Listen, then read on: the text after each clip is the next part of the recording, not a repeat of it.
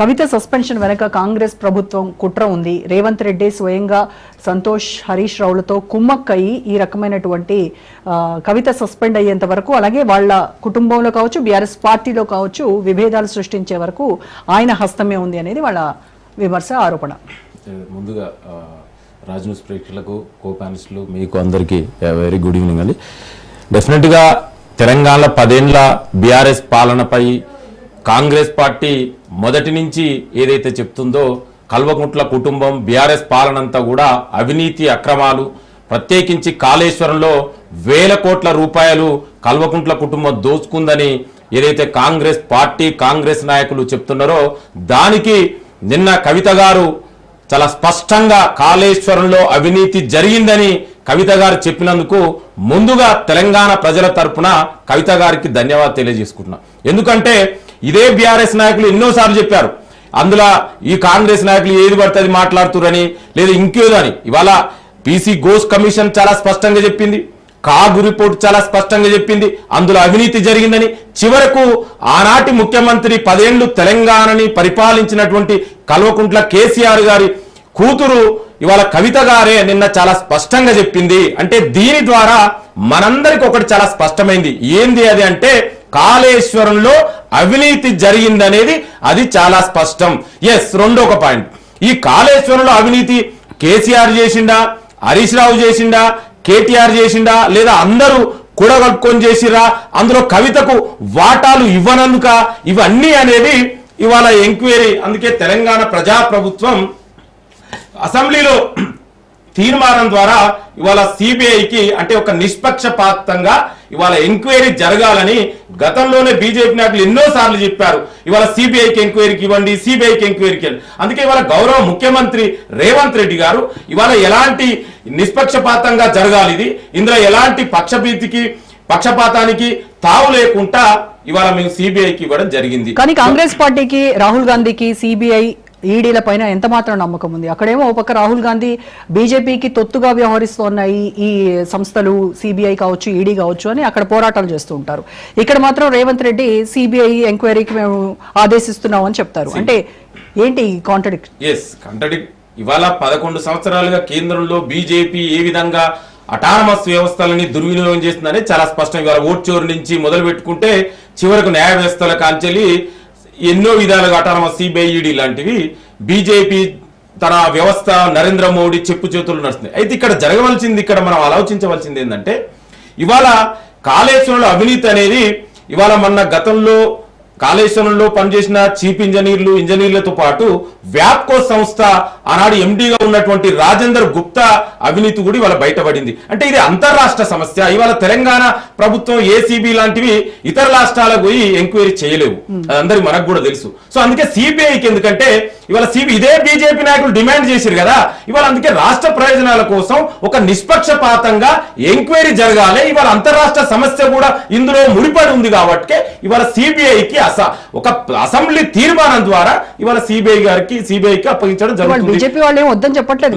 ఇదే ఇవాళ ఈటల రాజేంద్ర గారు ఏమన్నాడో మనందరూ తెలుసు. ఇంకొకటి, ఇప్పుడే బీఆర్ఎస్ నాయకుడు మాట్లాడుతూ కోర్టు, హైకోర్టు ఏదో తీర్పిచ్చింది. ఇవాళ మిత్రుడు కూడా చదువుకున్న వ్యక్తి, గతంలో కమిషన్ మెంబర్ గా పనిచేసి, కోర్టు ఏమని చెప్పిందండి అంటే, ఇంత వేగ్గా అక్కడ జరిగింది ఒకటి, దీన్ని ఇంటర్ప్రిటేషన్ అంటారు. అంటే ఎంత వేగ్గా వాళ్ళకి అనుకూలంగా కోర్టు ఏమని చెప్పింది, సిబిఐకి ఇవ్వద్దని చెప్పిందా? అరే స్టేజ్ వెయిట్ చేయమని చెప్పి సిబిఐ చెప్పలే కదా. సో అంటే దయచేసి మనం మాట్లాడే ముందు ప్రజలు చూస్తున్నారు, గమనిస్తున్నారు, మాట్లాడే ముందు కొన్ని నిజాలు మాట్లాడదాం. ఇవాళ ఇక్కడ మనం మాట్లాడవలసింది ఏంది, కాళేశ్వరంలో అవినీతి జరిగిందా లేదా, ఇది కవిత గారు మాట్లాడింది. మరి దీని మీద ఎందుకు కేసీఆర్ మాట్లాడు? ఆనాడు ముఖ్యమంత్రి ఉన్నటువంటి వ్యక్తి, ఆనాడు మంత్రిగా పనిచేసినటువంటి, ఇరిగేషన్ మినిస్టర్ గా పనిచేసిన వ్యక్తి ఇదే సంతోష్ రావు గారు, హరీష్ రావు గారు స్వయంగా ఇన్వాల్వ్ అయినా నిన్న కవిత గారు కుండబద్దలు. కేసీఆర్ అవినీతి చేయలేదు, కేసీఆర్ కి అవినీతి మరకలు అంటించారు అని చెప్పి. ఇవాళ కేసీఆర్ చేసిండా, ఒక హరీష్ రావు చేసిండా, సంతోష్ రావు చేసిండా, ఇవన్నీ బయటకు వస్తాయి కదా. ఇవాళ ఆనాడు ముఖ్యమంత్రి ఉన్నది. మరి 80,000 పుస్తకాలు చదివిన చీఫ్ ఇంజనీరు, మేధావైన, ప్రపంచ మేధావైనటువంటి కేసీఆర్ ప్రపంచంలో 80,000 పుస్తకాలు ఎవరు చదువుతారో నాకు తెలుసు. ఎక్కడ కూడా ప్రపంచం ఇంపాసిబుల్ 5,000 పుస్తకాలే ప్రపంచ మేధావి ఎవరు చదవలేదండి. మరి ఆ మేధావి ఏమన్నాడు, నా రక్తము, నా చెమట, నా ఆలోచన అంతా పెట్టి కట్టిన అన్నాడు కదా. మరి అందుకే ఇవాళ ఘోష్ కమిషనర్ గారు కూడా చాలా స్పష్టంగా చెప్పింది, అథారిటీ ఇన్వాల్వ్ అయింది. అథారిటీ అఫీషియల్ అథారిటీ ఎవరు? మరి చీఫ్ అథారిటీ అన్నాడు ఉన్నటువంటి సీఎంఏ కదా. మరి నీ సీఎం నీ కింద పనిచేసేటువంటి ఆర్థిక మంత్రి నీ దగ్గరే ఉన్నారుగా, ఇరిగేషన్ మంత్రి నీ కిందనే కదా.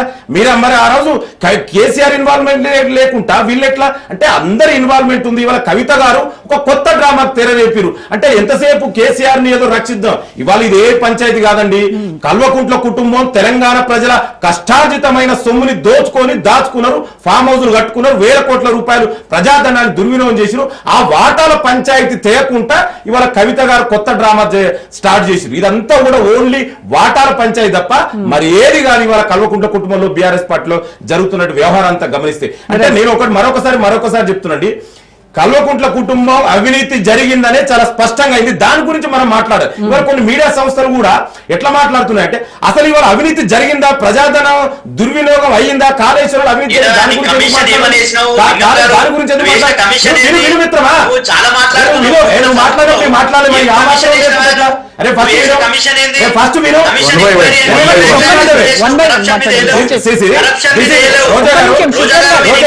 ఇన్వాల్వ్ కాలేదు కవిత మాట్లాడితే తట్టుకోలేకపోతున్నారు. ఎందుకంటే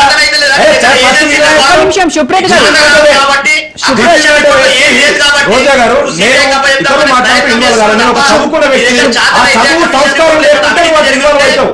ఎందుకంటే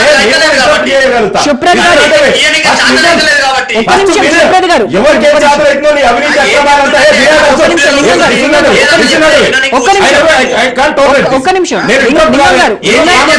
ఎందుకు పిలుస్తారండి?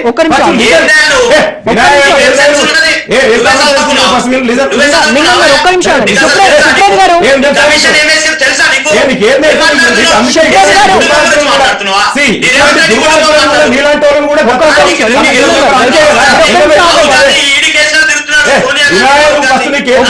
ఒక్క నిమిషం లింగం యాదవ్ గారు, సుప్రత్ గారు ఒక్క నిమిషం మళ్ళీ మాట్లాడుతున్నారు కదా. మరి అట్లాంటి ఈ మాత్రం కామన్ సెన్స్ లేని పేషెన్స్ లేని డిబేట్ ఎందుకు వస్తారు? దయచేసి ఒక్క నిమిషం అండి ప్లీజ్, మైండ్ యువర్ లాంగ్వేజ్. సుప్రత్ గారు కాళేశ్వరం గురించి అందుకే 80,000 పుస్తకాలు చదివిండు, కేసీఆర్ చదివిండు. మరి నువ్వేని పుస్తకాలు ఇదేనని 80,000 పుస్తకాలు ఒక్క నిమిషం దయచేసి ఒక్క నిమిషం ఆగండి, మాట్లాడాలి. ఒక్క నిమిషం లేకుండా ఇంటరప్ట్ అయితే ఒక్క నిమిషం ఏం మాట్లాడుతున్నావు? నీకు ఏం తెలుసు? ఏం తెలుసు నీకు? సంస్కారం నీకు సంస్కారహీనుడు ఒక్క నిమిషం రాసుకో, చదువుకునే రాసుకో, నీకేదైనా తెలియకపోతే రాసుకో, పాయింట్ టు పాయింట్ రాసుకో. తెలియకపోతే నేను చెప్తా రాసుకో, ఎట్లా రాసుకో ఒక లెక్చర్ పాఠాలు చెప్తా. రాసుకొని తర్వాత అడుగు. నీకు ఏం తెలుసు? నీకు ఏది తెలియదు. ఏదో వేరే కేసీఆర్ బిస్కెట్ల దయచేసి ప్రజలు చూస్తున్నారు, మీరు మాట్లాడే భాష చాలా మైండ్ఫుల్ గా ఉండండి.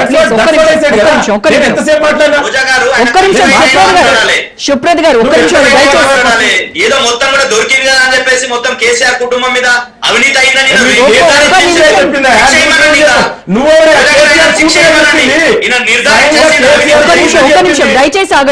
కూతురు కవిత గారు చెప్పింది, మీ పార్టీ ఎమ్మెల్సీ మాట్లాడాక ఆమె చెప్పింది హరీష్ రావు ఇన్వాల్వ్మెంట్ అయ్యిండు, సంతోష్ రావు ఇన్వాల్వ్మెంట్ అయింది. కనీసం మాట్లాడేది ఒక్క నిమిషం లింగం గారు, సుప్రత్ గారు మీరు ఇద్దరు ఒక్క నిమిషం ఆగండి. మిగతా ఇద్దరు గెస్ట్లు ఉన్నారు, వాళ్ళతో కూడా మాట్లాడాలి. దయచేసి ఆగండి, చాలా టైం తీసుకున్నారు. ఒక్క నిమిషం మీరు ఆగండి ప్లీజ్. ఇంకా కిషోర్ గారు మాట్లాడాలి. మళ్ళీ టైం నేను ఒక విజ్ఞునుగా చర్చ చేస్తున్నాం. మేధావులు ఉండేవి ఇక్కడ అందరం చదువుకున్న వాళ్ళం. రైట్ లింగం యాదవ్ గారు ఒక్క నిమిషం